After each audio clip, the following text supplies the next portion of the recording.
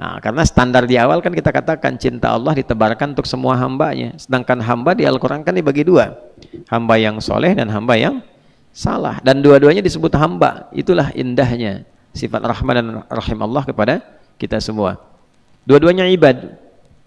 Dan disatukan di ayat puasa dengan nama yang sama, ibad. Misal, hamba Allah yang saleh disebut ibad. Ibadur Rahman wa ibadur Rahmanil ladzina yamshuna 'alal ardi hauna wa idza khatabahumul jahiluna qalu salama. Ibad. Hamba Allah yang salah disebut ibad juga. Misal, qul ya ibadi. Tuh, ibadi, hambaku, ada ku-nya tuh. Masih diaku oleh Allah. Masih diaku.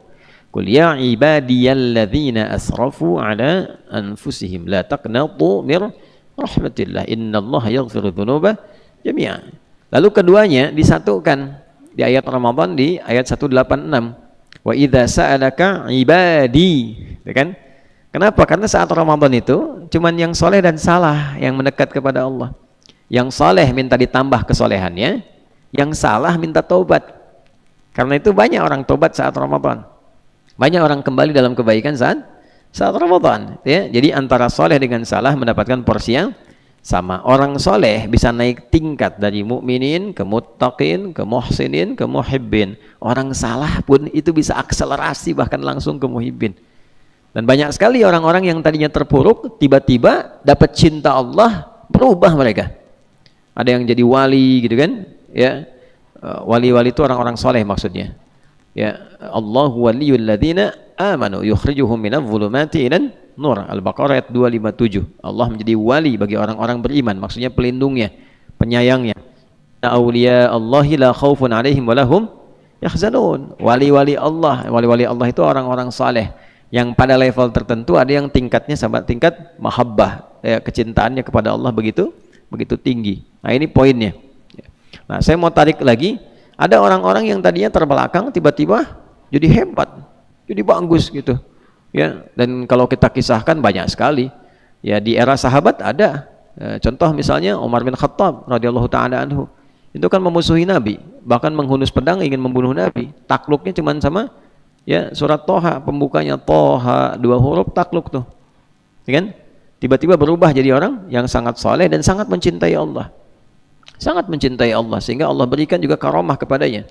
Salah satu karamahnya nanti kalau kita baca manaqib ulama yang ada di kitab-kitab hadis, Al-Bukhari itu bab terakhirnya manaqib. Keutamaan ulama di situ kalau pengen jadi ulama betulan, tiru itu. Ya. Kalau pengen jadi ulama betulan, tiru. Kan ada cara mereka ibadah. Saya waktu di akhir-akhir di Tripoli itu saya kumpulkan amalan 4 imam madhab. Beli khusus untuk tahu Imam Abu Hanifah itu siapa, bagaimana jaga wudunya dari Isya sampai dengan subuh tuh nggak batal. Kebayang nggak tuh? Ya, sampai orang yang mandikan tuh komennya, aduh kamu ini meninggalkan amalan ya Imam yang susah sekali ditiru gitu kan? Susah ditiru. Tuh. Imam Malik keutamaannya apa? Imam Syafi'i keutamaannya apa? Gitu kan? Khususnya Ramadan, Imam Syafi'i itu Ramadan itu bisa khatam Al-Quran 1 hari itu bisa 2 kali. Nah, sekali lagi jangan ngukur pada level kita yang nggak nyambung. Bagaimana itu? Bagaimana bacaannya? Ya, aktivitas ente aja 24 jam baca Qurannya berapa? Ya kan? Ulama itu sudah nggak ngajar kalau di Ramadan, semuanya dengan Quran. Jadi kalau sholatnya baca Quran, di luar sholat pun baca Quran. Pantas dalam seharinya diberkahi oleh Allah. Waktu itu ya, waktu kalau sudah diberkahi itu nggak ada ukuran. Ya, ada orang yang bisa khatam misalnya menghafal misal Al-Baqarah. Taruhlah ada yang 2 tahun, 3 tahun, 1 bulan, 2 bulan. Kalau sudah berkah ada yang sehari hafal. Ya, Syekh Al-Mi'sarawi itu yang sekarang terbaik ya dalam memahami bidang tajwid, qiraat dan sebagainya dari Mesir. Sama satu lagi ada Syekh Aiman Rusdi Suwaid ya. Nah, Syekh Mi'sarawi itu hafal Al-An'am dengan Al-A'raf itu cuma 10 hari, 5 hari. Ya kan?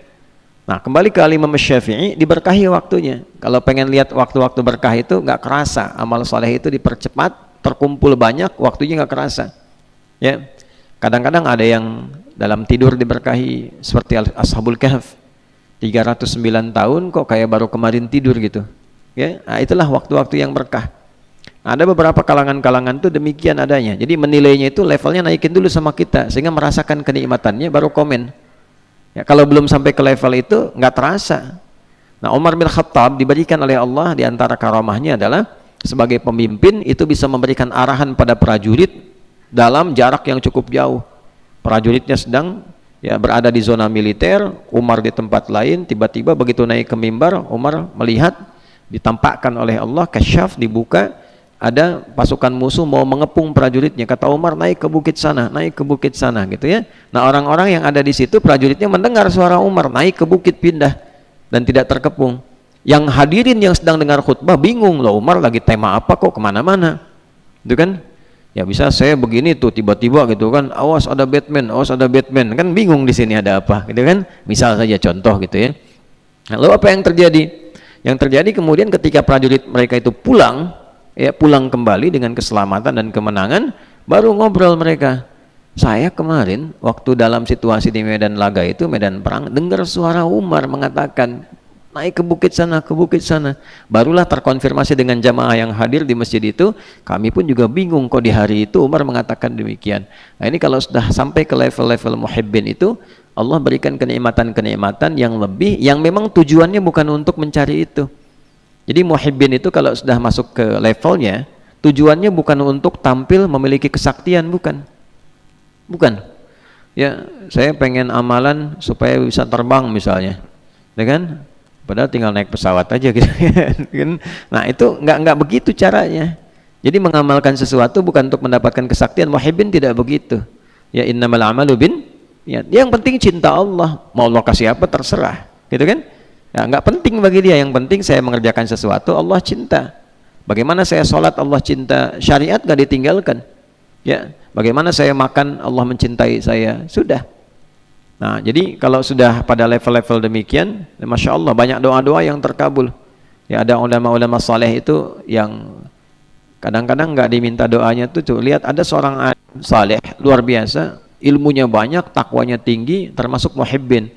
Ya, apa yang terjadi begitu lewat, ada seorang bapak yang matanya buta, ya kan? Terus kata temannya yang satu, nanti ada ulama, ya alim si fulan akan lewat tuh, dia deket banget sama Allah. Coba kamu sapa ketika lewat, minta. Jadi begitu ulama itu lewat, alim itu lewat, dikasih tahu, dipanggil, ya fulan, saya minta tolong, mohonlah pada Allah supaya Allah menyembuhkan mata saya. Ya, itu cuman 2 kalimat aja gitu yang disampaikan. Ya, semoga Allah menyembuhkan matamu, gitu aja. Terbuka lagi, sehat kembali. Ya, jadi orang-orang, tapi bukan itu yang dicari, bukan supaya kalau berdoa begini, kalau menatap begini, kalau melihat Pak Endang Darmaji langsung kelihatan apa isi kepalanya, keinginannya apa gitu. Nah, bukan itu yang dicari, bukan itu. Jadi puncak ketinggiannya adalah kepasrahannya untuk meraih cinta Allah Subhanahu wa Ta'ala. Dan biasanya orang-orang begitu nggak pamer, ya, nggak buka praktek gitu, ya, dan tidak terlalu royal untuk memberikan informasi, biasa-biasa saja, ya. Jelas sampai sini? Baik. Nah, pada aspek-aspek demikian kita dapatkan ada orang-orang yang dulunya larut dalam kesalahan tapi kemudian melimpah dalam kesolehan.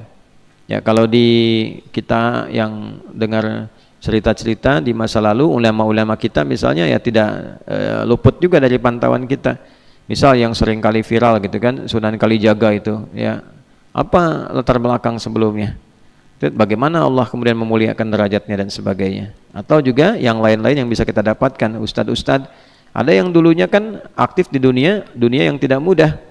Ya, misalnya dulu yang populer Anton Medan misalnya kan. Nah, siapa sebelumnya? Lalu Allah angkat pada nilai kebaikan. Artinya, orang-orang yang ingin berubah menjadi lebih baik itu pasti diberi peluang oleh Allah untuk kembali pada kemuliaan. Nanti hebatnya begini. Kisah masa lalunya itu menjadi hikmah. Ada orang yang masa lalunya kelam jadi bincangan. Siapa? Dia memang dulunya juga begitu, pantas dia perampok, dulunya nyolong, kan? Terus itu begitu tuh. Nah, kalau ini enggak. Jadi walaupun dulu misalnya pernah mabuk, dulu pernah begini begitu, jadi hikmah. Jadi kisah kebaikan yang menginspirasi. Itulah hebatnya ketika seseorang yang salah itu mendapatkan cinta Allah, maka bagian-bagian hidupnya berubah menjadi kebaikan. Tapi nanti cinta itu saat diturunkan levelnya tadi, naiknya sampai mana tuh? Apakah petunjuk awal jadi mukminin, naik jadi muttaqin, muhsinin, atau pada puncaknya jadi muhibbin yang betul-betul mengharap cinta Allah Subhanahu wa taala. Baik, kita masuk pertama di Quran surah kedua Al-Baqarah di ayat 223. Sudah? Dari 222 dulu, 222 nanti ke 223.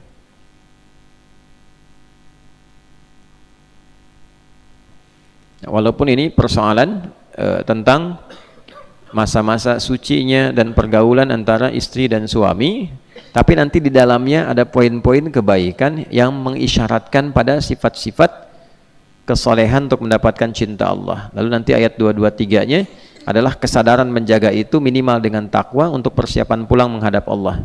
Ya, barulah diberikan kabar gembira dengan level keimanannya. Sudah? Baik, di ayat 222-nya dibuka dengan wa yas'alunaka 'anil mahiyid, gitu kan? Nah, lihat ke ujungnya, langsung ke ujungnya. Atau kita baca dari awal supaya ada ketersambungan yang baik. A'udzubillahi minasyaitonirrajim. Bismillahirrahmanirrahim. Wa yas'alunaka 'anil mahiyid qul huwa adhan fa'tazilun nisaa fil mahiyid wa la taqrabuhunna hatta yatahurna. Ada? Fa idza tatahharna fa'tuhunna min haitsu amarakumullah. Dah, makanya di situ waqaf. Waqaf lebih bagus. Qaf dengan lam, ada alif. Waqaf aula, singkatan qaf lam kemudian ada alif, singkatan dari waqaf aula, berhenti lebih bagus. Karena dari segi makna ada korelasi, tapi nanti ada makna kedua yang sifatnya lebih umum. Itu maksudnya. Kalau sod lam alif sola tulisannya, wasola aula disambung lebih bagus. Karena walaupun ini ada jeda untuk berhenti, membuka makna baru, tapi makna dengan sebelumnya tersambung lebih bagus. Ya. Contoh begini misalnya, ya. Ini kan tentang ada orang minta fatwa, ya kan? Tentang istri yang sedang dalam kondisi haid, masa liburnya, bagaimana pergaulan dengan suaminya. Cara singkatnya, tunggu biar bersih dulu, ya kan? Tunggu biar bersih dulu, biar bersih, biar sehat semuanya, karena itu kan sedang mengeluarkan bagian dari darah-darah kotor, ya, ada satu bagian dari ovum yang tidak terbuahi, kemudian juga kotor keluar. Nah, di masa-masa kotor itu berpengaruh kepada bagian tubuhnya, baik secara emosional, secara pikiran dan sebagainya, tidak stabil, ya. Kemudian dalam bagian tubuh juga itu masih dibersihkan. Jadi tidak baik ada hubungan antara suami dengan istri di fase-fase itu, karena nanti dampaknya banyak, baik itu di dalamnya kotor ataupun di luarnya banyak secara emosi yang tidak stabil, ya kan? Tapi zik mana zik ada nggak? Wah, itu zik. Nah, kalau nanti sudah nikah, sudah sidang, sudah jelas gitu kan, kuliahnya nikah misalnya, ya. Nah, nanti ada aja, ya, ketika ketemu pasangan hasrat, ingin dan sebagainya itu yang menjadikan, ya, walaupun tidak terjadi hubungan seksual, kan, tapi kadang-kadang pendekatan-pendekatan itu ada sehingga berpotensi melahirkan hal-hal yang kurang bagus. Disitulah kemudian muncul terakhirnya taubat. Innallaha yuhibbut tawwabin wa yuhibbul mutatahhirin. Kalau kamu ada kesan pengen melanggar itu, perbaiki, taubat gitu kan. Nah, dan juga Allah senang orang yang senang menyucikan diri. Jadi istri menyucikan diri, kita pun menyucikan jiwa. Sama-sama menjaga keadaan itu. Kalau ada kondisi terprovokasi oleh setan, hadirkan sikap taubat supaya mendapatkan nilai kebaikan di sisi Allah. Itu makna ketersambungannya. Tapi ujung ayat ini ketika ada waqaf aula, qa, kemudian lam dan alif, ada nggak di atasnya? Itu kan qaf, lam dan alif kan?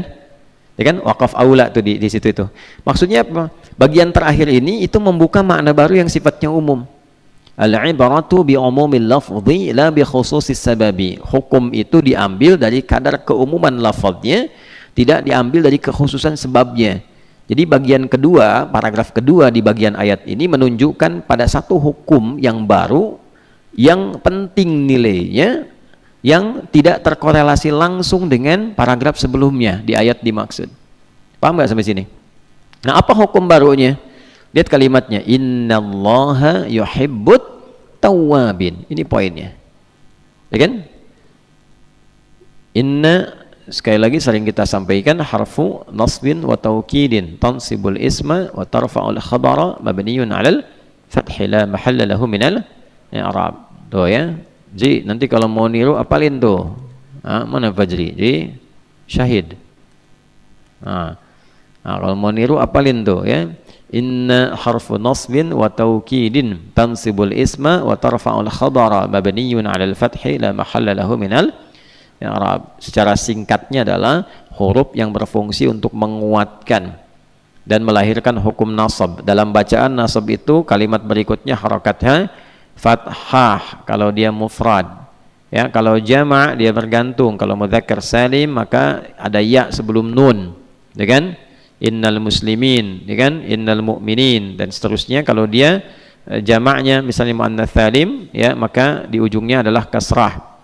Ya, innal muslimina wal muslimati. Ya, mu'minina wal mu'minati. Jelas ya? Baik, itu pakai inna. Tapi dalam hal makna fikih lughah artinya menanamkan sesuatu dengan kuat. Tancapkan nasaba. Sering saya katakan nasaba rajulu asahu fil ardi. Seseorang menancapkan tongkat itu dengan kuat sehingga tidak goyah. Jadi kalau ada inna membuka satu kalimat dalam Al-Qur'an, maka tancapkan informasi di ayat itu pada jiwa kita dengan kuat. Jangan sampai goyah. Ya, jangan sampai goyah. Itu pesan Allah karena saking pentingnya tancapkan jangan goyah. Ya. Innallaha, tancapkan pada hatimu jangan sampai goyah, kuatkan pada jiwamu, sungguh Allah itu yuhibbut tawwabina. Ya, amat konsisten mencintai. Penting ya, amat konsisten mencintai karena itu fi'il mudhari'. Ya, li ifadatil hadir wal istimrar wal mustaqbal. Fi'il mudhari' itu fungsinya menghadirkan yang sekarang, terus membersamai, konsisten dan juga ya hadir di masa depan. Jadi maksudnya sekarang terus sampai kapanpun, present, continuous, and future. Ya, itu bahasa Inggrisnya kurang lebih demikian. Jadi yuhibbu, sekarang akan mencintai kalau engkau melakukan ini. Kalau engkau terus menjaga itu, Allah pun konsisten mencintaimu. Sampai kapanpun, sampai nanti engkau pulang kepada Allah, engkau pulang dengan status yang sangat dicintai. Nah, siapa yang meraih ini? At-tawwabin, orang-orang yang senang taubat. Ya, orang-orang yang senang apa? Taubat. Nah, taubat itu kan identiknya biasanya awalnya dengan salah kan? Ya kan? Mengapa kita sering bertobat? Karena memang sering salah. Mata sering salah lihat, dihitung. Lisan sering salah bicara, telinga sering salah dengar, diakumulasi. Begitu malamnya mau tidur sadar kita kan? Makanya kita istighfar. Nah, istighfar itu dengan kesadaran. Kalau istighfar biasa dengan lapang rutinitas saja, itu bagus sebagai karakter membentuk istighfar. Tapi kalau di istighfar itu diisi dengan sifat cinta untuk mencintai Allah, nah ini peluangnya dapat ini. Gitu. Ya, dapat cinta Allah. Nah, salah satunya apa? Dengan kesadaran telah berbuat salah. Coba kalau mau tidur tuh istighfar. Pernah nggak istighfarnya gini misalnya, istighfarin mata nih. Terus diingat-ingat tadi salah siapa? Mata salah lihat apa? Ya kan? Telinga salah dengar apa? Otomatis pasti kita merasa, pasti itu dalam keseharian ini tuh pasti merasa. Jadi ketika akan tidur kemudian istighfar, kita merasakan begitu disebutkan astagfirullah. Coba latihannya begini ya, misal astagfirullahaladzim, astagfirullahaladzim, astagfirullahaladzim, terus diurut tuh mata, telinga, lisan sampai ke kaki, itu hasilnya beda dengan sekedar kita astagfirullah, astagfirullah, astagfirullah, beda hasilnya, lain. Ya, nah ini poin. Kalau taubat itu dilakukan untuk mendapatkan cintanya Allah dan berlangsung konsisten, taba, kan? Taba. Kalau terus berlangsung, tawwab. Kalau banyakkan, tawwabun. Kalau jadi objek dari Allah untuk dicintai, tawwabin. Jelas? Taba yatubu. Ya, kita tasrifnya yang benar, ya tasrifnya. Jadi ngajinya enggak patah-patah. Ngaji patah-patah itu dengar, lompat, ya kan? Makanya waktu menasrif itu tasrifnya kemana-mana. Taba yatubu yutuban, ya kan? Fasbaka yufasbiku bukan. Instagrama yastanrimu instagraman, ya kan? Allahu Akbar. Jelas? Baik. Taba yatubu. Ya, taba itu bertobat, kembali kepada yang baik. Taubat tuh kembali jadi baik, kembali ke yang baik. Asalnya gini, ini jalan misalnya lurus nih, terus belok, jalannya salah, balik lagi ke jalan yang benar itu, lurus lagi. Nah ini taubat namanya. Jelas? Nah, jadi mengembalikan kita kepada track yang benar, itu taubat namanya, bahasa singkatnya. Paham ya? Insyaallah ya. Nah, orang yang selalu mengoreksi bagian dirinya supaya berada pada fungsi yang benar, itu naik jadi tawab. Tawab, terus koreksi diri tiap hari. Sempurna sih nggak akan mungkin. Fala tuzakku anfusakum. Jangan menilai diri paling suci. Nggak ada yang sempurna. Pasti ada yang salah sepanjang manusia. Nah, bedanya kalau Nabi dengan Rasul punya sifat maksum, dijaga oleh Allah dari kesalahan itu. Ya, jadi langsung ada penjagaan Allah.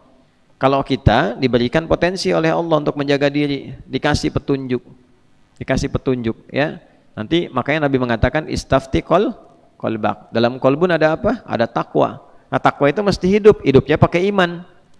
Latihannya dengan amal soleh supaya takwanya muncul. Karena itu kalau sudah sering amal soleh, sinyal takwa kuat. Jadi begitu ada provokasi setan berbuat maksiat, takwanya langsung muncul. Jangan lakukan. Itu setan. Kan?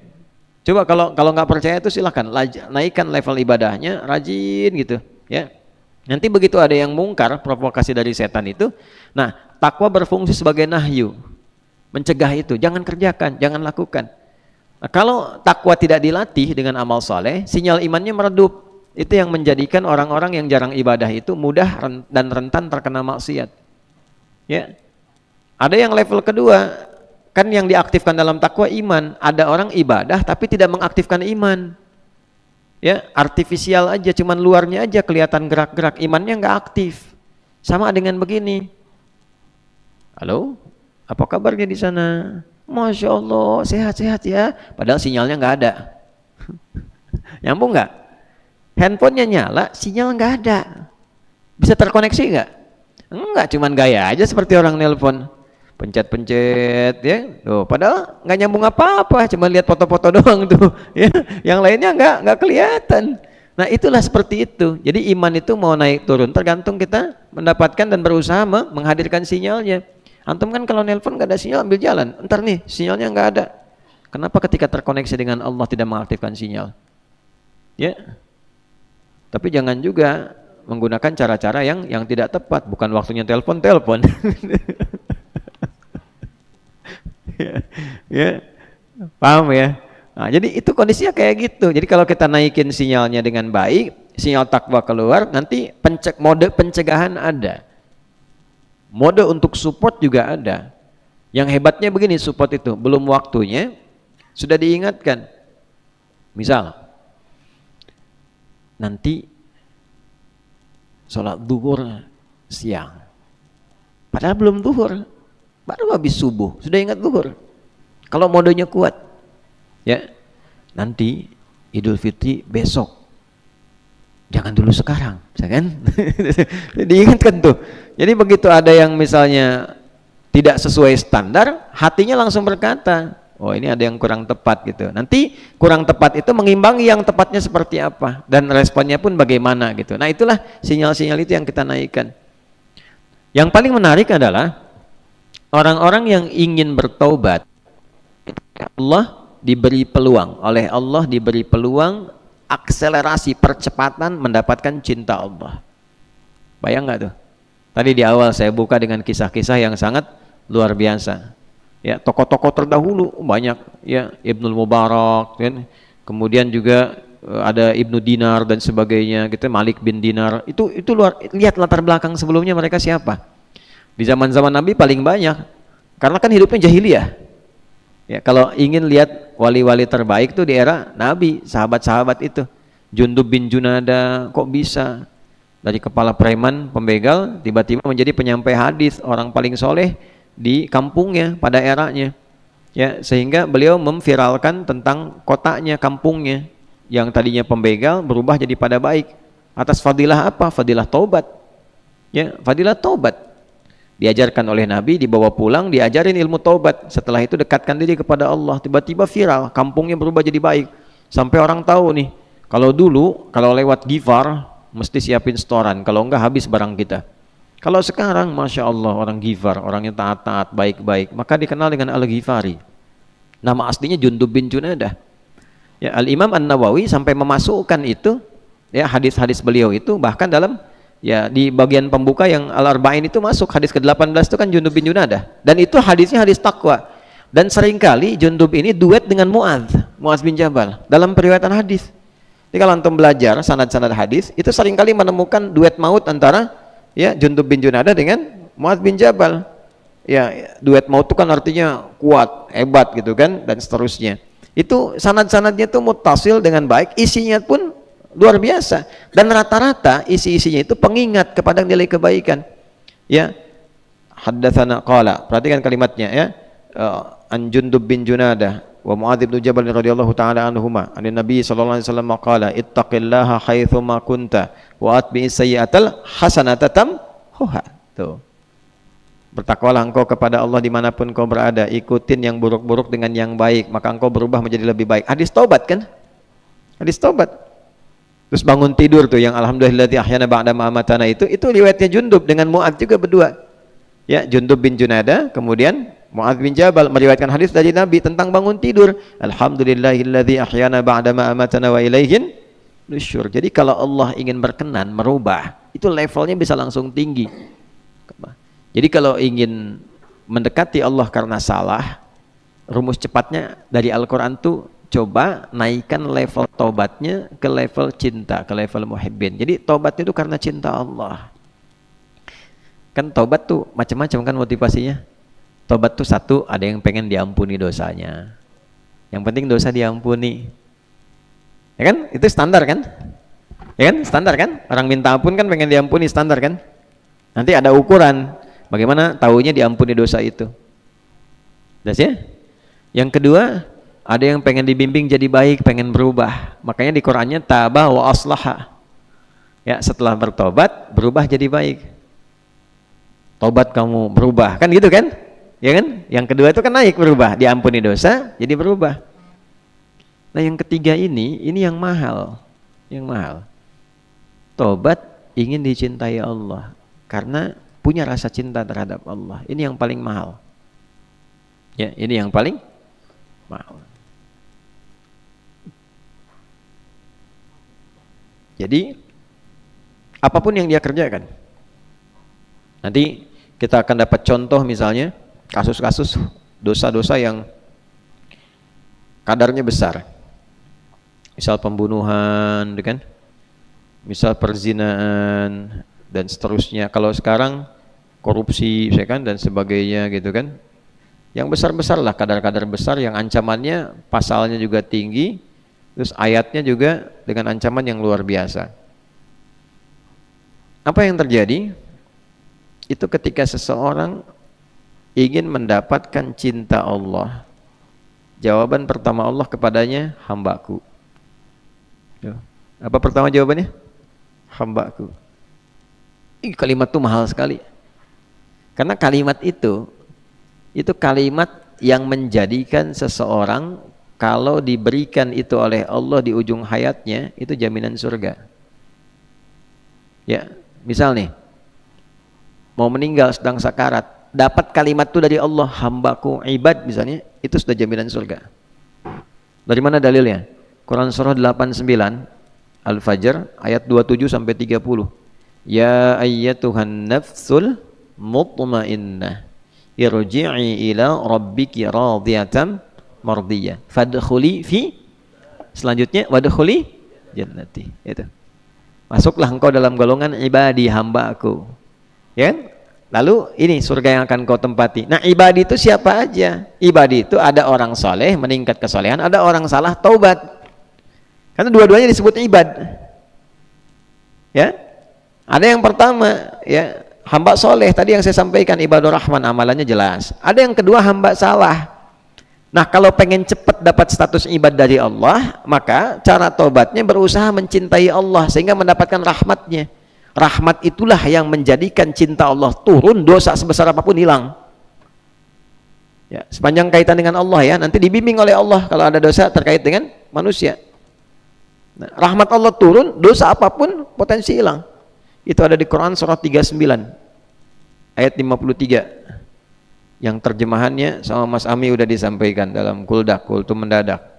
Ya, kita bacakan ayatnya. Baik ya. Qul ya ibadi. Tuh, kalau kita wakaf, ibadinya muncul. Viralkan Muhammad SAW, katakan, wahai hamba-hambaku. Tuh. Tadi kan kalimatnya, wahai siapa? Hamba-hambaku, masih disebut hamba. Qul ya ibadiyalladzina asrafu ala anfusihim. Aku tak peduli engkau laki-laki, perempuan, besar, kecil, tua, muda, kaya, cukup. Nah, artinya apa? Ketika menggunakan alladzina, setidaknya kurang lebih 1080 disebutkan dalam Al-Quran, 1080 kali, itu mencakup semua tanpa kecuali. Artinya, jangankan yang biasa-biasa, yang kaya pun bisa maksiat, dan maksiatnya bisa lebih banyak. Ya, jangankan yang tidak punya kedudukan, yang punya kedudukan bisa maksiat. Jangankan yang ilmunya standar, ustadz, kiai, bisa maksiat, ya. Dan pada titik tertentu maksiatnya tinggi, level tertinggi. Ya.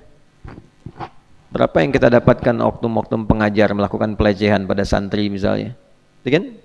Berapa yang kita dengar tiap hari, ya, pejabat yang korupsi, yang menyalahgunakan wewenang misalnya, atau juga ya sama aja dengan masyarakat dan sebagainya. Udah miskin judi, udah miskin mabuk, udah tahu miskin zina juga gitu kan, ya, udah miskin sombong. Ya, kayak sombong aja bermasalah, miskin sombong lebih masalah, kan? Tapi selalu ada jalan keluar. Nah, jalan keluar ini bukan berarti dimudah-mudahkan. Maksiat aja dulu, ntar juga ada jalan tobat, kan? Nah, itu tidak tepat. Seseorang yang menyiapkan rencana maksiat itu dosanya berkali lipat dibandingkan dengan orang yang larut tak sengaja dalam maksiat atau terbawa dalam maksiat. Hati-hati, provokasi setan itu demikian tinggi. Qul ya ibadiyalladzina asrafu ala anfusihim. Muhammad viralkan SAW kepada siapapun hambaku dengan semua status duniawinya ketika melakukan maksiat tingkat tinggi, israf. Saya pernah contohkan pertemuan lalu, israf, berlebihan. Udah banyak dosanya. La taqnatu mir rahmatillah.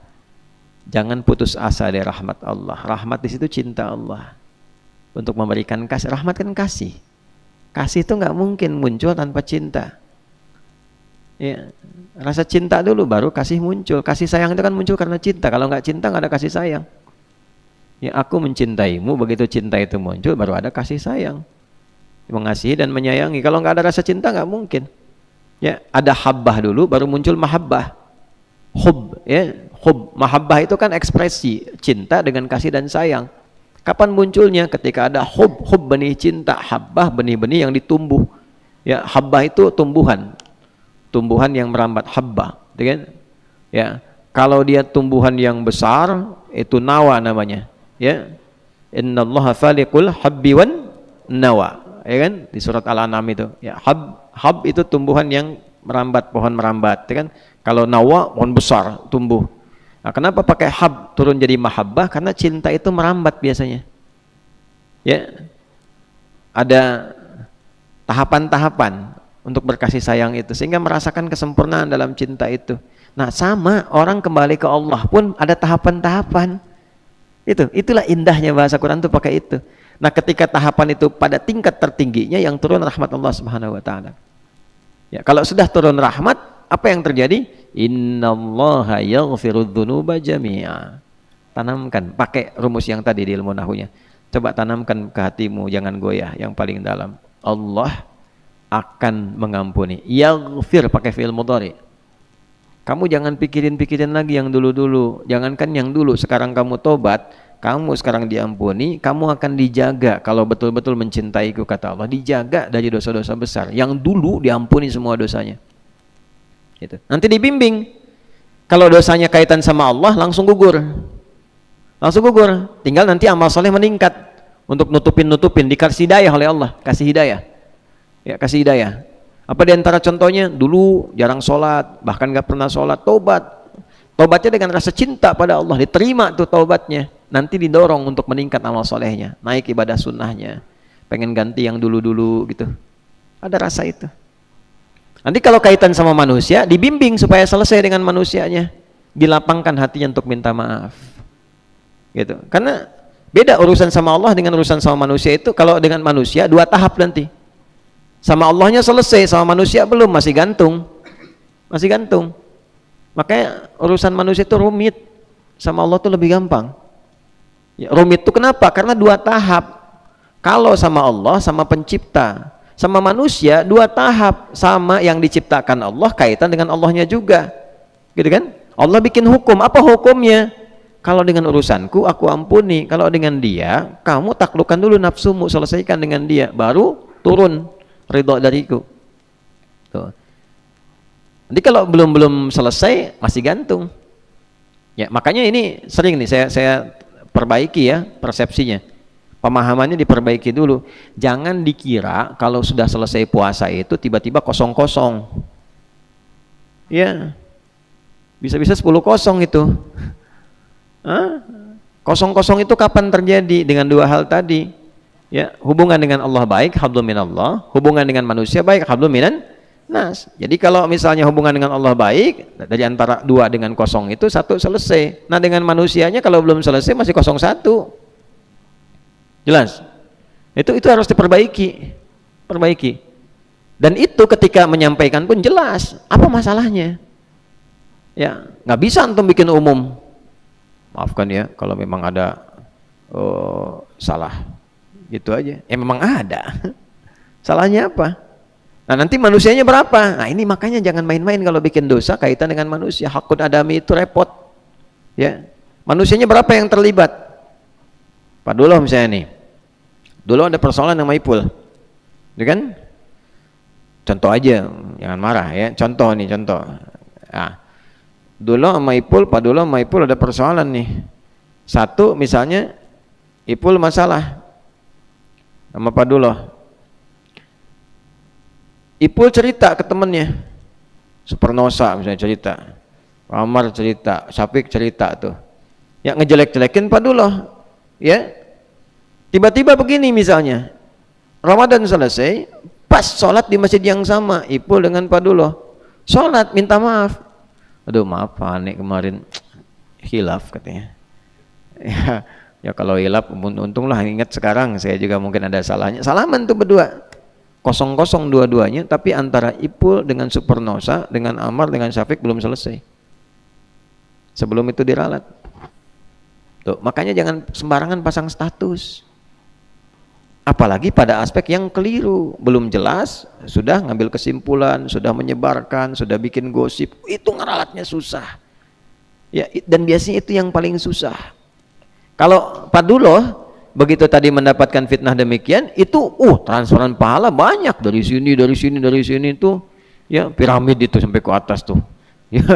Ya, multi level maksiat gitu kan. Nah, ini yang tuh maksiat, ini dapat transfer pahalanya. Yang ini dosa. Ikut-ikutan. Ya kan? Nah, itu yang tidak mudah, dan ini yang paling membahagiakan setan. Tertawa aja setan, makin banyak tuh. Ya, ada reseller nih. Setan paling senang kalau yang begitu tuh. Ya, karena cuma sedikit aja kemana-mana akibatnya tuh. Ya, untuk itulah kemudian dikuatkan kembali sifat tobat itu kalau benar. Yang pertama, selesaikan dengan serius. Hubungan dengan Allah selesaikan. Kalau ada hubungan dengan manusia, taklukkan diri kita. Karena kalau sudah mampu menaklukkan diri kita, itu lebih mudah mengaturnya. Udah habis itu lapang. Ya terserah, yang penting kita nyampaikan aja. Kan orang juga kalau kita datang dengan baik-baik, dengan cara yang baik, dengan mengharap rahmat dan ridha Allah, Allah berikan juga petunjuk kepada orang itu untuk tidak bersikap sembarangan. Ya. Memang awal-awal datang mungkin kalau dosanya begitu besar nggak ngenakin. Begitu datang, ngelihat Aldi mau datang, punya dosa masalah besar, baru ngelihat wajahnya, non siap, saya bukan siapa, saya Aldi. Ini misal kan, udah nggak apa-apa, pelan-pelan. Nah nanti Berdoa dulu supaya Allah melembutkan hati orang itu untuk memaafkan, berikan kebaikan. Doa dulu. Nah, dengan doa itu kemudian bisa ada kelembutan-kelembutan, ada ketenangan. Rabbi syrahli sadri wa yassirli amri wahlul 'uqdatan min lisani yafqahu qawli. Allahumma ftahli futuhal arifin. Buka ya Allah hatiku kita supaya kitanya arif, ya. Walaupun Mus'ab hatinya arif, gitu ya. Nah, jadi nanti begitu sudah arif, bijak, kita bisa datang lembut. Ya, lembut. Hati udah lembut, ya latif, ya latif, ya latif, gitu kan? Lembutin hati kita tuh, minta sama Allah. Nah, kitanya udah nyaman, bisa datang, tergerak, habis itu tuh lancar. Dan hebatnya, Pak, kayak nggak punya masalah, leplong aja. Leplong. Nanti lawannya, kalau kita mendapat perlakuan kurang baik dari orang, lawannya apa? Al-kadhimina al-ghaidha wal 'afina 'anil nas. Balik ke yang kemarin. Nanti urusan kita dengan orang itu ditutup, kitanya lapang aja, nggak kepikiran. Dan kita pun nggak tahu, difitnah, dituduh, dibikinin hoax, kita nggak tahu karena kita banyak pekerjaan yang lain. Hanya fokus pada yang lain saja, sementara orang itu masih sibuk dengan pekerjaannya. Jadi sepanjang belum minta maaf, itu selalu gelisah, selalu gelisah. Kitanya nggak kepikiran, karena persoalan dia belum selesai. Jelas ya? Nah itu. Kemudian utang, jangan disimpulkan kalau berdosa utang lunas. Nah, utang tetap ada, ya kan? Nah, taubat misalnya dari korupsi, gimana tuh membebaskan hartanya? Ada babnya juga, ada babnya sendiri. Ya, pernah mencurinya fisik, ya kan ada dua tuh, curi hati orang dengan curi fisik, ya kan? Oh, istri orang digoda-goda sampai cerai dengan suaminya, balik sama dia, ya kan curi hati orang tuh, ya kan? Nah, itu juga salah. Cara taubatnya gimana? Islam tuh detil sekali. Dan kasus-kasusnya mungkin terjadi. Ya, kemudian apalagi? Ya. Pencurian dan seterusnya, ya, dosanya bagaimana, tobatnya bagaimana, terus riba misalnya tobatnya bagaimana dan seterusnya, ya, jangan aneh-aneh lah, aneh-aneh. Antum yang riba, ustadz yang suruh bayarin, itu kan, aneh mau hijrah ustadz, mohon dibantu, kena hutang riba, ya kita suruh bayarin, kapan kita ceramahnya? Tobat dulu yang benar, ikhtiar dulu, jangan datang ke ustadz suruh bayarin, gitu kan? Ya, berikan ustadz kesempatan membimbing lewat ilmunya. Antum ikhtiar. Ya, kalau nggak ikhtiar, nggak yakin sama Allah, belum muncul mahabbahnya. Yang punya rezeki siapa? Allah. Minta doa sama ustadz. Bayar cari sendiri, ikhtiar dulu. Datang ke Basnas, datang ke mana, konsultasi. Ya, ada sekarang paket lengkap ustadz itu. Udah ngajar pulang diketok, malam ditungguin, gitu kan? Wah. Tapi alhamdulillah, artinya ada kesadaran, ya. Walaupun cara masih belajar satu dengan yang lainnya. Nah, itulah mahabbah, untuk mendapatkan rasa cinta. Makanya kita saling mendoakan, termasuk orang-orang yang ada di LP misalnya, lembaga pemasyarakatan, kita doakan tiap hari, doakan supaya mereka jadi baik, dapat cinta Allah, kan? Sehingga keluar jadi baik lagi. Ya, dan bersyukur karena diisolasi supaya tetap belajar pada kebaikan. Kita doain, jangan pelit berdoa, kan nggak bayar. Ya, Allahumma ighfir lil muslimina wal muslimat itu masih umum, satu-satu. Ya Allah doain, ya pemimpin doakan, ulama doakan, rakyat doakan. Ya Allah, siapa di lingkungan kita berikan hidayah, ya orang-orang berlaku maksiat, ya Allah terima taubatnya. Itu mungkin dari sekian banyak. Boleh jadi ada satu dua yang sampai saat kita ikhlas sampai beberapa orang balik jadi baik, gitu ya. Nah, kalau kita bersikapnya seperti itu, insya Allah baik. Walaupun selalu akan menghadapi ujian, itu biasa dalam hidup. Kemudian yang terakhir nanti ada bab khusus, ya. Bab khusus ini kasusnya tidak biasa karena jarang terjadi. Kalau yang 3 tadi itu sering kita dapatkan dalam keseharian, yang standar ada, yang soleh ada, yang salah ada. Caranya begitu kalau pengen akselerasi. Nah, bab-bab khusus ini misal contoh bab militer, ada amalan prajurit yang dicintai Allah, itu ada. Jangan dikira biasa-biasa saja, tidak. Ada orang-orang yang hidupnya memilih di karir militer, saya TNI itu ya.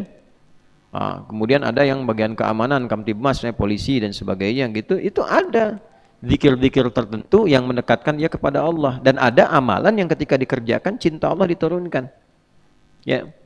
Nah, ada zikir saat operasi, begitu mau operasi, mau berangkat, ya, tuntutan militer, ada zikirnya juga. Ketika itu dibacakan, keluarga dijaga supaya tenang oleh Allah.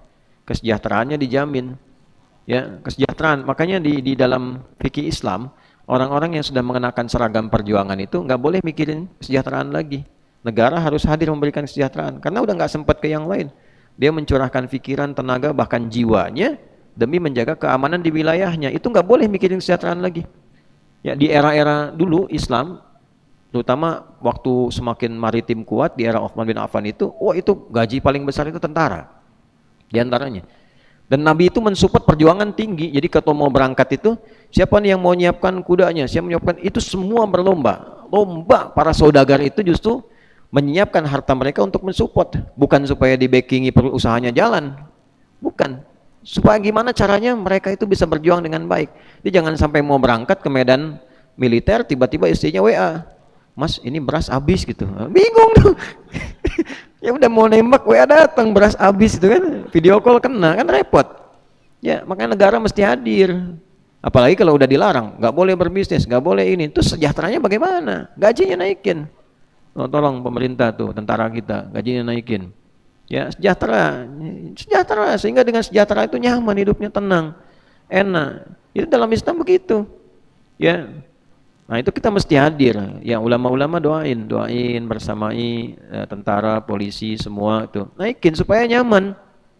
Jadi kalau lihat Pak Duloh di jalan itu, melanggar, diingatkan, "Pak, jangan melanggar lagi ya. Ini nggak boleh lewat sini." Pak Duloh juga jangan ngeluarin 100.000. Wah, 100.000. Nah, gaji dia udah 100 juta misalnya, dikasih 100.000, nggak level. Kata sejahtera. Gitu. Yang keluar juga begitu. Kita mampu kok, insya Allah. Tambang kita banyak, ya, mineral kita banyak. Masa nggak ada 1, 2, 3 tambang untuk kesejahteraan, ya, para prajurit, kesejahteraan para polisi, kemudian PNS yang lain, guru-guru tuh. Nah, baru kemudian semua level-level yang sama. Insya Allah kalau semuanya baik-baik dengan cara yang baik, insya Allah semua baik. Ya, nanti ketika dikenakan niatkan ibadah. Makanya di surat Al-Kahf itu ada orang pakai baju hijau-hijau masuk ke dalam surga riang gembira, pakai gelang-gelang emas, wa yalbasuna libasan khudra. Pakai baju hijau-hijau itu. Ulama kita tuh dulu waktu ya sama-sama dia melahirkan, membina, kemudian mendampingi, itu detail sekali itu. Detail sekali. Di dunianya terhormat, di akhiratnya mulia. Itu. Tapi semua mesti kembali kepada nilai kebaikan. Nah, kalau sudah begitu, zikirnya apa? Di surat As-Saff untuk mendapatkan cinta Allah. Kalau udah ada tugas-tugas gitu di aspek militer, bagaimana caranya berjuang, cinta Allah dapat. Ya. Nah, itu ada di surat As-Saff. Saff, barisan yang kuat, yang kokoh. Jadi pasukan yang kuat, yang kokoh, yang rapi. Di ayat keempat. Coba halaman 551. Paling kanan tuh sebelah bawah. Ayat keempat. Innallah yuhibbu tuh. Yuhibbul ladzina yuqatiluna fi sabilihi shaffa ka'annahum bunyanum marsus. 551 betul enggak? Paling kanan. Ya. Nah, ayat 4 tuh. Innallaha yuhibbul ladzina yuqatiluna fi sabilihi shaffa ka'annahum bunyanum marsus. Allah sangat mencintai, pakai fi'il mudhari'. Alladzina yuqatiluna, orang-orang yang berjuang. Juang qital di sini dalam medan perang, dalam militer.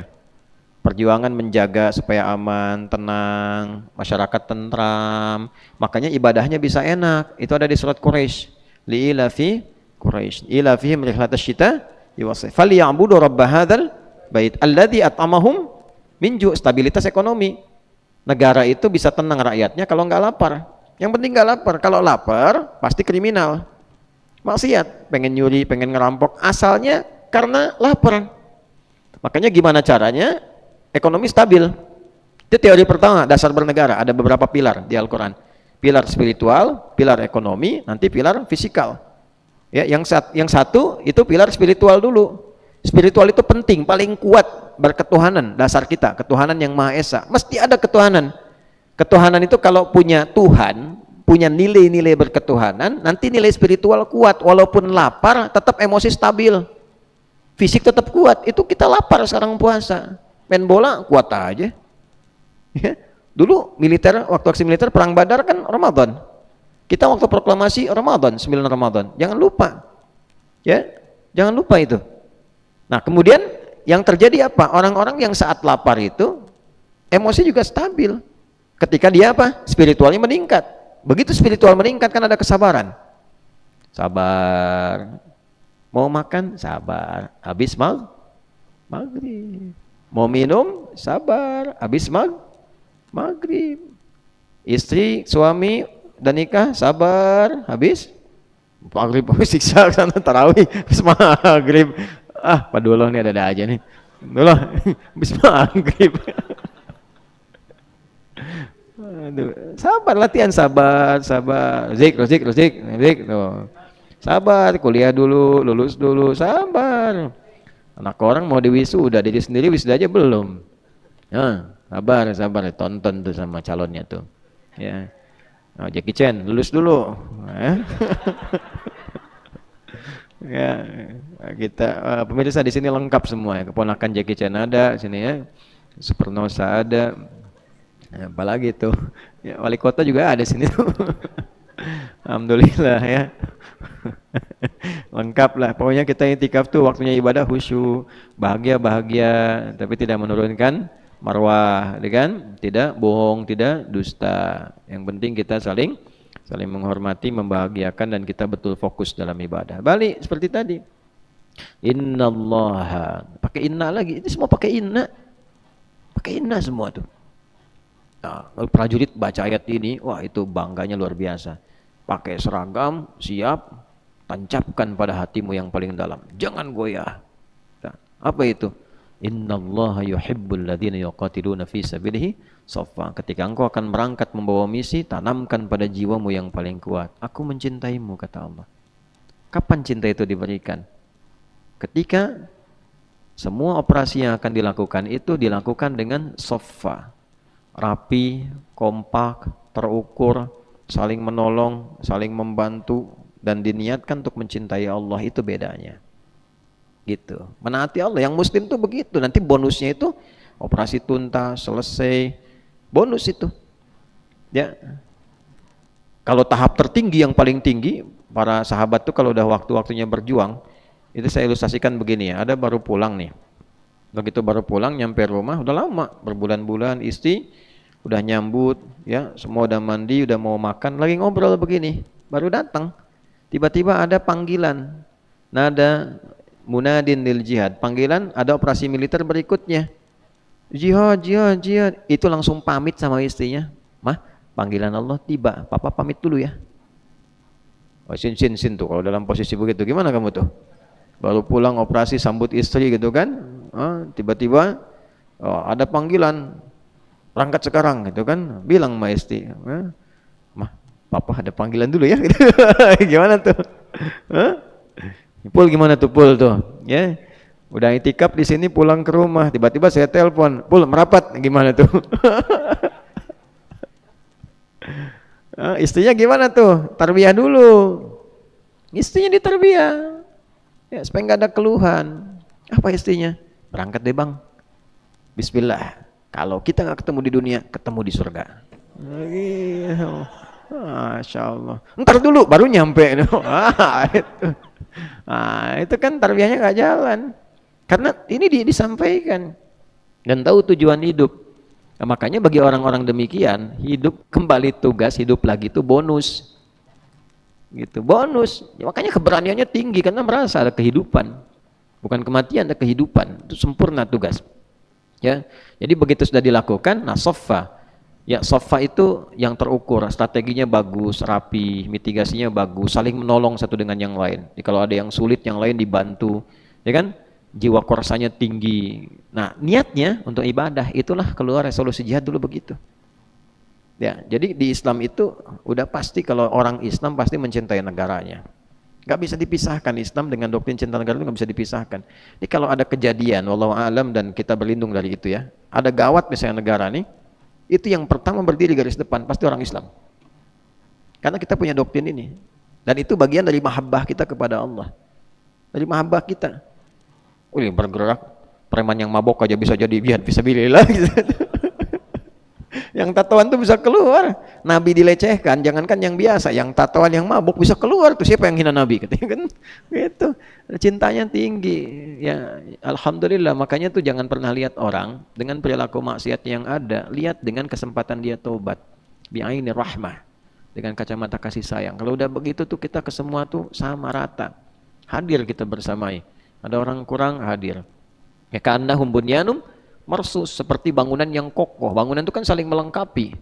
Kita ada zeninya, ada armednya, kan sifat sosialnya, perlengkapannya, ada darat, laut, udara, semua. Nah itu kompak, rata. Masyarakat juga membersamai, namanya manunggal bersama rakyat, manunggal bareng-bareng. Ya kalau ada yang kurang, anggaran kurang dari atas, kurang pas, datang. Kita yang berlebih siapa? Kumpul. Ulama doain, teman-teman yang punya ya saudagar-saudagar fasilitasi. Ya yang usaha-usaha itu jangan pamrih, jangan digunakan hanya untuk jaga. Orang udah latihan berbulan-bulan, tahun-tahun latihan perang, suruh jagain toko, ya, nah, jagain perusahaan, suruh begini begitu, nggak begitu caranya. Support, itu kan, jangan transaksional. Jiwanya itu jangan sampai dibeli gitu ya. Nah, walaupun kemudian ada hal-hal demikian untuk membantu, niatkan juga supaya stabil, sehingga sifat saling membantunya menjadi baik. Ya, jangan melayani pada sesuatu yang buruk. Kalau sudah begitu, apapun yang dikenakan itu nilainya cinta Allah turun. Nah, terus antum nih murid-murid yang jadi pejabat ke atas itu, nah itu disupport, siapkan, harus tahu, paham hukum ini, paham. Oh, petugas guru, sejahterakan guru supaya ngajarnya nggak nyambi-nyambi, sehingga murid ilmunya setetes-tetes. Ya, setetes di sini, setetes di sana, nggak nyambung. Ya baru ngajar di sini, anaknya teriak, SPP belum dibayar Pak. Akhirnya pamit sebentar waktu istirahat, ngajar les dulu. Balik lagi, ya di sini ngelas, di situ ngeles, gitu kan? Jadi nggak nyambung, lasan belum selesai udah ngeles ke sana. Ya akhirnya ditanya dari mana Pak? Jawabannya ngeles. Ya kan? Jadi nggak nyambung, ilmunya nggak utuh. Sama, ya. ASN itu kan ada 3, ya. Satu siapa? Ada guru kan, pengajar dan seterusnya. Kemudian TNI, Polri. Yang ketiga kan di birokrasi. Sama-sama semua itu. Nah sifat-sifatnya beda-beda. Rakyat-rakyat ini kalau sudah itu baik, kita juga jadi sejahtera, terdorong. Insya Allah ya. Makanya awalnya itu kenapa ketuhanan dulu? Karena dengan berketuhanan itu turunan yang berikutnya muncul semua. Ya manusia itu bisa adil dan beradab kalau merasa ada Tuhan. Kalau nggak ada Tuhan, nggak merasa ada Tuhan, itu mohon maaf adab nggak akan muncul. Ya. Ojek jalan sama calonnya tuh, nggak bertuhan misalnya tuh, nggak bertuhan, bukan cuma naik beca sebeca berdua, tukang beca seasan nggak ada, bukan cuma itu, ya begitu jalan yang dilewati misalnya sepi, ya, suasana hutan dan sebagainya, nggak merasa ada Tuhan, itu berubah, ya Razik yang kelihatan sekarang seperti seorang dai bisa jadi monster saat itu tuh, karena hilang, nggak ada Tuhan, nggak ngerasa ada Tuhan, bebas melakukan apapun. Karena itu di tempat-tempat yang merasa nggak bertuhan, maksiat itu biasa aja. Tapi ketika bertuhan, ketuhanan yang Maha Esa, punya Allah kita, ada kontrolnya. Disuap pakai surat sendirian, uangnya nempel, merasa punya Allah. Ada Allah, malu enak. Ya kan? Sama anak orang nggak sembarangan gitu. Ya, nyaman kita. Merasa ada Allah. Nah itu berketuhanan, baru muncul adab. Adil tuh nggak bisa optimal kita. Supernosa anak 2, apakah bisa adil pada keduanya? Belum tentu. Sama istri bisa adil? Belum tentu. Tapi kalau punya Allah dibimbing kita, gimana menyikapi, gimana membawa, gimana menempatkan, itu poinnya. Ya, kita bersatu. Kalau yang bukan menggerakkan sifat ketuhanan, nggak akan bisa. Ikhtiar kita aja itu pasti punya kompensasi. Sekarang maunya tuh begini, bayarannya apa? Dapat apa gitu. Tapi kalau kita lakukan lillah, nggak ada bayaran, semua kuat. Ya. Hikmah itu datang, sifat bijak itu, kemudian musyawarah bisa adil, kalau semua punya sifat ketuhanan. Kalau enggak, musyawarahnya punya kompensasi, kumpul-kumpul transaksi, saya dapat apa, kamu dapat apa. Tapi kalau kita bertuhan, yang di bawah maslahat, titik temunya kemaslahatan, kita kumpul ini, kebaikannya apa untuk orang di luar kita, baru muncul keadilan. Itulah 5 sila tuh, ketuhanan yang maha esa, kemanusiaan yang adil dan beradab, persatuan Indonesia, kerakyatan yang dipimpin oleh hikmat bijaksana dalam permusyawaratan perwakilan, keadilan sosial bagi seluruh rakyat Indonesia. Nah ngajinya total, kalau itu bisa kita lakukan dengan baik itu jalan. Nah itu kasus-kasus. Jadi ada beberapa segmen-segmen tertentu yang mendapatkan cinta Allah. Nah nanti di lain itu ada bakti pada orang tua, hubungan orang tua dengan anak, hubungan suami dengan istri, hubungan guru dengan murid. Jangan dikira biasa-biasa saja. Ya, kalau saya mengajar, melakukan karena cinta kepada Allah, itu dapat sesuatu. Anda pun belajar menghormati guru dengan cinta kepada Allah, bukan karena faktor gurunya. Faktor cintanya kepada Allah. Yang Allah titipkan pengetahuan kepadanya, titipkan misalnya contoh darinya, lalu kita mencintai Allah dengan cara misalnya bersikap baik kepada guru, itu dapatnya beda. Antum lihat ya, ulama-ulama kita yang hebat-hebat dari dulu sampai sekarang. Bagaimana adab mereka kepada guru itu dan niatnya apa? Saya selalu sering berikan contoh Imam Nawawi Al-Bantani karena kita di Banten nih. Imam Nawawi Al-Bantani itu betul-betul mencintai Allah dalam pencarian ilmunya. Sehingga ketika mau berangkat itu yang diinginkan Allah apa? Kan ilmu, bukan aib. Maka beliau selalu membawa harta tertentu di sakunya untuk sedekah sebelum berangkat ke majlis. Sedekah, infak, bagiin orang dengan niat apa? Enggak pengen lihat aib gurunya. Karena namanya manusia pasti punya aib. Ya. Jadi sibuknya apa? Dengan ilmu, akhirnya berkah. Enggak pernah tahu aib gurunya. Ya, bukan berarti lihat gak lihat, dengar gak dengar, tapi nggak pernah peduli dengan itu, ditutup, dihijab oleh Allah. Sehingga dengan itu semua biasa aja yang kelihatan baik. Nah, sehingga muncul kaidah dalam ilmu adab. Kalau kalian ngaji adab, kita ngaji adab, ada kaidah, kan? Perilaku guru itu selalu harus ditakwilkan oleh muridnya sepanjang yang bisa ditoleransi. Ya, bukan pelanggaran maksiat betulan.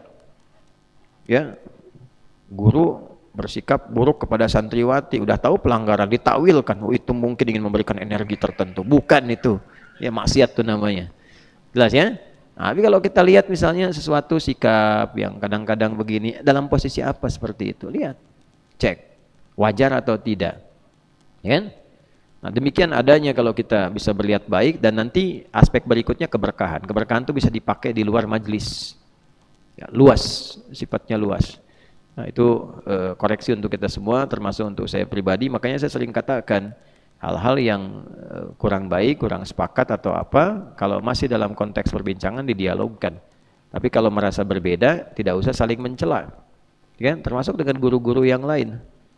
Ya, dengan guru-guru yang lain ada kebaikan silahkan diambil, dilihat, ya kan? Tapi kalau bicara hal-hal yang kita tidak sepakat, ya sudah ditinggalkan pada aspek itunya. Yang lainnya dihormati. Jelas ya? Sampai di situ, sehingga membuka jiwa kita tuh selalu stabil dalam kebaikan. Nggak ketemu orang, kok aneh, orang ngaji jadi putus silaturahim. Ya, ngaji kok dia nggak bisa komunikasi, ngaji nggak bisa salaman, ngaji dulu orang ngaji jadi tersenyum, sekarang ngaji orang cemberut misalnya, berarti ada yang salah, ya kan? Nah, itu hal-hal yang tidak boleh terjadi di sini. Kalian ngaji yang betul, ya. Ketemu orang bersikap yang baik, ya, bersikap yang mulia. Beda pendapat hormati. Kalau memang itu di luar dari batas-batas standar, cara menyampaikannya yang lembut. Nabi Musa aja ketemu Firaun oleh Allah diperintahkan lembut. Ya, ketemu dengan Haman juga diminta untuk dialog yang elegan. Masa kita berhadapan dengan orang-orang yang tidak seperti itu, kemudian sikap-sikap kita tidak demikian. Nah, itulah level-level muhibbin. Ya, belajarnya karena cinta pada Allah atau karena pengen pintar. Kalau pengen pintar aja, nanti penuh dengan dalil, tapi ekspresi dalilnya tidak optimal. Ya, jadi muslim yang maksimal, ya, bukan hanya ganteng maksimal, tapi ya muslim maksimal. Muslim maksimal itu levelnya muhibbin. Habis ini bikin kaos nih, muslim maksimal.